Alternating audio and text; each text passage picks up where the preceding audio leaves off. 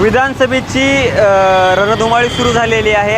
इच्छुकांच्या रांगा लागायला सुरुवात झालेली आहे. आपण सध्या पर्वती विधानसभा मतदारसंघामध्ये आहोत. पर्वतीमधून सुद्धा मोठी इच्छुकांची रांग आहे. श्रीनाथ भीमाले नगरसेवक असतील, परत अश्विनीताई कदम असतील किंवा माधुरीताई मिसाळ असतील आमदार सध्याच्या, आबा बागुल असतील काँग्रेसचे, आणखी बऱ्याच नावांची चर्चा होताना पाहायला मिळते. परंतु आता एक अपक्ष उमेदवारी करणाऱ्या ताई आपल्याबरोबर आहेत. ताई, काय नाव आपलं आणि तुम्ही पर्वती मतदारसंघच का निवडताय? माझं नाव कविता पटेकर आणि मी पर्वती मतदारसंघ यासाठी निवडते की मी आहे सर्वसामान्य घरातील आणि मी जे प्रस्थापित नगरसेवक आहेत, माजी नगरसेवक म्हणा किंवा आमदार म्हणा किंवा खासदार म्हणा, हे जे पक्षाला जोडलेले लोक आहेत हे फार श्रीमंत लोक आहेत आणि तुम्ही जर त्यांचे बॅनर बघितलेत तर सगळे अगदी 10 फुटाचे 12 फुटाचे आणि ते पण चौकाचौकामध्ये असंख्य बॅनर लागलेले आहेत. तर एवढा खर्च काही आम्ही करू शकत नाही. आणि पण मी गेले 14 वर्षापासून सामाजिक काम करते. सामाजिक भान असल्यामुळं मला असं वाटलं की मला आता त्यासाठी सत्तेची गरज आहे आणि सत्ता असल्याशिवाय मी काही प्रश्न सोडवू शकत नाही लोकांचे. आणि माझं त्यामुळं महानगरपालिका आत्ता जेवढी दखल घेते त्याच्यापेक्षा जास्त त्यांनी दखल घ्यायला पाहिजे नाही. आणि म्हणून मी हा मतदारसंघामध्ये पर्वतीने हा यासाठी निवडलेला आहे की हा खूप रशचा आहे, गर्दीचं ठिकाण आहे हे खूप. आणि गर्दीच्या ठिकाणामध्ये मी कमी खर्चामध्ये जास्त लोकांपर्यंत मी पोहोचू शकेल. आणि मी जेव्हा प्रचार करणार आहे तेव्हा मी नुसतेच बॅनरबाजी करणार नाही आहे. किंवा तुम्ही जर आत्ता बघितलं तर सगळे नगरसेवक असू देत किंवा कुठले पण प्रस्थापित लोक जे आहेत उभं राहणारे हे जे लोक आहेत ना, हे लोकांना समस्या विचारत नाहीत आणि समस्या विचारून आहे ना त्यांच्यावर सार्वजनिक ज्या समस्या आहेत त्याच्यावर तोडगा काढताना दिसत नाहीत. जर याचं जिवंत उदाहरण जर तुम्ही बघितलं तर अख्ख्या पुण्यामध्ये सगळे रस्ते फुटलेले आहेत आणि म्हणजे उखडलेले आहेत, पण कुणीच ते नीट करत नाही आणि कुठलेच नगरसेवक एकत्र येऊन तर अजिबात काम करत नाहीत. मला तर असं वाटतं की सगळ्या लोकांचं, नगरसेवकांचं सुद्धा हे मत आहे की निवडणुका म्हणजे बॅनरबाजी करणं आणि आपल्या जुन्या कामावरच निवडून येणं, नवीन काम करण्याची गरजच नाही आहे त्यांना. आणि तुम्ही जर बघितलात ना तर महानगरपालिकेच्या गेटच्या आतमध्ये तुम्ही गेलात तर आऊट आणि इन गेटच्या आतमध्ये जर तुम्ही बघितलं ना तर 1 नंबर रस्ते आहेत, बरोबर. तिथं एक सुद्धा खड्डा पडलेला तुम्हाला दिसणार नाही. पण तुम्ही जर तिथनं बाहेर पडलात की सगळीकडे असंख्य खड्डे दिसतील तुम्हाला, पर्यावरणाचा ऱ्हास दिसेल. तर माझे हे मुद्दे आहेत. म्हणजे आता मी ह्या प्रश्नाचं तुम्हाला उत्तर दिलं की मी कमी वेळामध्ये आणि कमी खर्चामध्ये जास्त लोकांपर्यंत पोहोचलं पाहिजे. लोकांनी तुम्हाला का निवडावं असं वाटतंय? आता लोकांकडे एवढी उदाहरणं आहेत, नगरसेवक राहिलेले आहेत, पार्टीमधून मोठा निधी आणू शकणारे लोक आहेत, लोक तुम्हाला का निवडतील? आजच्या निवडणुकाच अशा झालेल्या आहेत की निधी आणणं आणि बॅनरबाजी करणं आणि लोकांचे प्रश्न न सोडवणं म्हणजेच निवडणुका असं झालेलं आहे. तुम्ही जर आता तुम्ही बघितलं ना, बारीक ऑब्झर्वेशन केलं तर कोणताच नेता आहे ना कुठल्याच रस्त्यावर येत नाही खड्डे बुजवताना, मात्र त्या खड्ड्याच्या वरतीच स्वतःचा बॅनर लावतो. पण हे कुणाला सुद्धा जाणीव नाही. मी तर म्हणते ना कार्यकर्त्यांना जाणीव आहे ना ते प्रस्थापित लोकांना जाणीव आहे. आणि स्वतःला ते ना ॲक्च्युली 2 वर्ष झालेले त्यांचे नगरसेवक पद जाऊन, पण प्रत्येकजण स्वतःला आहे ना अजूनही आमदार आणि खासदारच समजतो, नगरसेवक समजतो. आमदारांचं तर आहे अजून पद, पण अजूनही तो नगरसेवक स्वतःला नगरसेवक समजतो.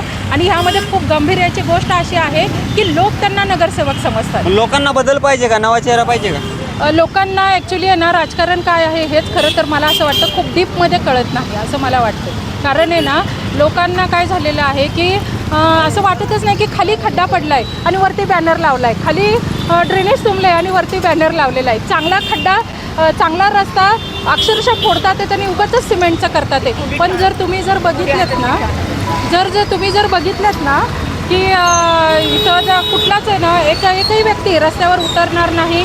तुम्हाला मी जिवंत उदाहरण सांगते. याच चौकातला हाच पुढचा रस्ता आत्ता गेल्या 6 महिने 8 महिन्यापूर्वी चांगला रस्ता फोडला आणि अक्षरशः जेव्हा ब्रेकर मारला त्या रस्त्यावर एकही माणसाने विचारलं नाही की तू माझा चांगला रस्ता का फोडतोय आणि का सिमेंटचा करतोय.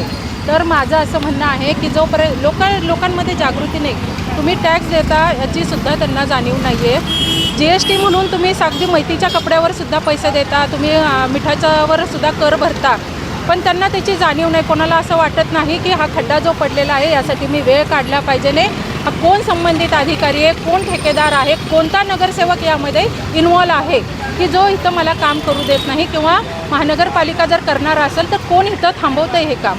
लोकांना काही घेणं देणं नाही. शेवटचा प्रश्न थोडक्यात 5 ओळींमध्ये उत्तर द्या. तुमचे निवडणुकीसाठीचे 5 मुद्दे कोणते असतील जे तुम्ही जनतेपर्यंत घेऊन जाणार आहात? माझा प्रमुख मुद्दा तर रस्ते आहे. माझा दुसरा अत्यंत प्रमुख मुद्दा आहे पर्यावरण.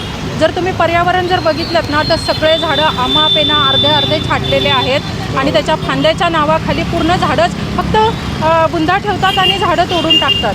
आणि त्याच्यानंतर पण ते काय करतात की त्याचं गळे कॉन्क्रीट करून टाकलेलं आहे. वृक्षारोपण कोणीच करत नाही. याच्यावर माझा भरपूर अभ्यास झालेला आहे. राज्य शासनाचा GR महानगरपालिकेने अजूनही लागू केलेला नाही. याच्यावर मी भरपूर अभ्यास केलेला आहे. इथले जे कचरा वेचकांचा जो प्रश्न आहे त्यांचं अत्यंत आर्थिक शोषण होत आहे. त्याच्यावर पण मी भांडते आहे आणि मी आता कोर्टात पण केस करणार आहे. कालच मला आयुक्त राजेंद्र भोसले यांनी सांगितलं की तुम्ही कोर्टात जा म्हणून. तर मी आज सकाळीच त्यांना मेसेज पाठवलेला आहे की सर मला न्यायाची तुमच्याकडनं अपेक्षा आहे आणि कोर्टा एवढेच तुम्हाला पण अधिकार आहेत.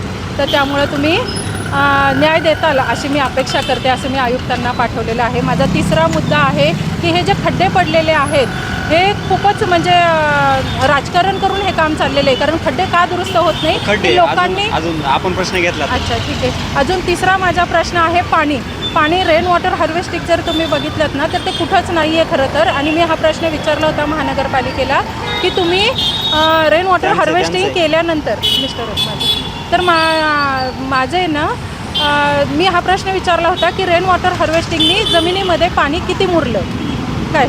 तर त्याचं त्यांच्याकडं काहीही मोजमाप नाही रेन वॉटर हार्वेस्टिंग अजून हां पाण्यासाठी मी नुसतं रेन वॉटर हार्वेस्टिंग नाही तर पाणी माझा खूप महत्त्वाचा मुद्दा आहे. आणि माझा चौथा मुद्दा आहे की ट्रॅफिक ही सुटली पाहिजे नाही. बसचं खूप वाईट अवस्था आहे. मी जास्तीत जास्त बसने प्रवास करते आणि बस स्टॉप खूप खराब आहेत. बसायला जागा नाही आहे. PMTचे इतके खराब हाल आहेत की काही विचारू नका. त्यांचे आणि त्यातमध्ये खूप महत्त्वाचा मुद्दा असा आहे बसचा की जे लॉकशीट जे डेपोमधनं बाहेर गाडी निघते त्या लॉकशीटवर आहे ना डेपो मॅनेजरची सही असते आणि ड्रायव्हरची सुद्धा सही असते. अत्यंत खराब गाड्या रोडवर चालतात आणि जेव्हा ॲक्सिडेंट होतात तेव्हा PMT आरामशीर सुटते आणि नागरिकांची चूक धरली जाते. तर हा माझा खूप महत्त्वाचा विषय आहे. आणखी एक 5वा राहिला आहे का? 5वा शेवटचा. 5वा आता मी खरं तर विना तयारीची बोलते पण माझ्याकडे खूप मुद्दे आहेत. आणि 5वा मी पुढच्या वेळेस तर सांगेन. बघू शकतो आपण की इच्छुकांची भली मोठी रांग आहे. त्यामध्ये प्रत्येकाचा वेगळा प्रश्न वेगळे मुद्दे यायला पाहायला मिळतात.